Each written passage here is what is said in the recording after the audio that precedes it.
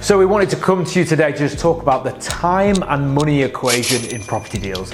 Now what I mean by that is, well, just this. At the moment, I sort of feel like social media specifically is riddled with the Rob managed to do a 35% ROI buy-to-let, and what a fantastic deal, and this is how I did it. And what you get is the highlights of that. He bought it at this, he refurbed it at that, and this was the refinance. Now let to lovely family, bish bosh bash, 35% ROI. What Rob didn't tell you about any of that was Rob took painstaking viewings. He went out in the wet, cold, all weekends, some evenings, and did, I don't know, Rob's pretty good at this, so maybe 30 property viewings, maybe 40. He did research on his areas, he scoped them out. Maybe they weren't near to where he lived, so we're talking long drives. Maybe it's right around the corner and you're just talking about loads of viewings. Either way, there was a lot of time deployed to find that deal in the first place. Rob then took all of the sales progression on himself, endless phone calls to solicitors on both ends, probably a lender in there as well. So there's a huge amount of time deployed in that process. Then, to accomplish this 35% ROI, Rob not only sourced his own materials, but subcontracted the packages on his refurb. Probably put the carpet in himself, maybe fitted a bit of a kitchen. And even if he didn't, he was actively involved, project managing at least this refurb. Now that's great, well done Rob, he's very handy. Rob is actually behind the camera, so Rob's just not a fictitious character.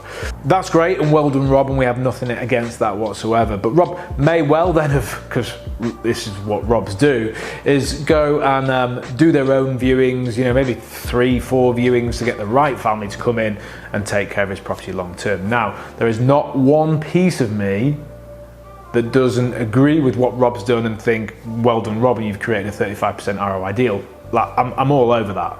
But what Rob hasn't done is apply the time into the time and money equation on the property. Now either way, whether Rob is working, just spending all waking hours outside of work doing this, or whether Rob is full-time in property, what smart people should be doing is applying a cost against their time. So let's assume you're in the top 50% of earners, which is only £24,000.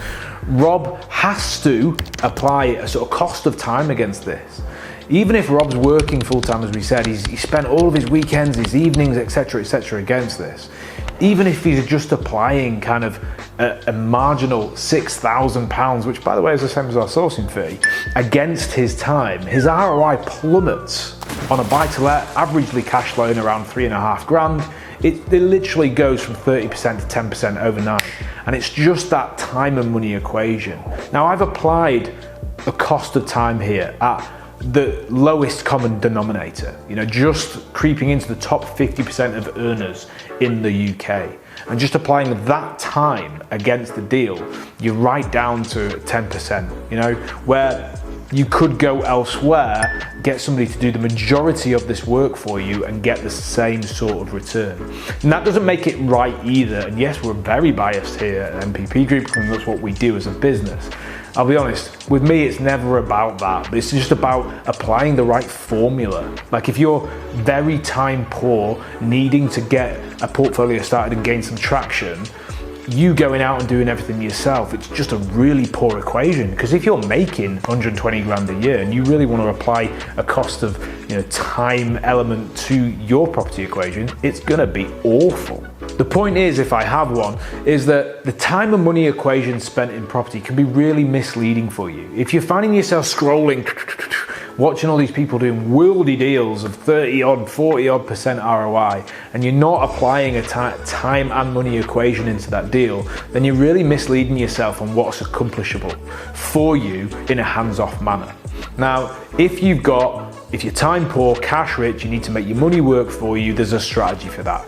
If you're time rich, cash poor, needing to stretch every pound, borrow as much as you can, there's a strategy for that too. Let's just not get the too complicated and wind each other up claiming we can do things that we actually can't. Love it if some of you guys out there could actually apply that time equation, put a cost against your time, look at your ROI and wonder if the strategy is actually the right one. Hey, listen, as long as you're investing in insured, tangible, leverageable assets, you're good with me. So keep up the good fight. We'll see you soon.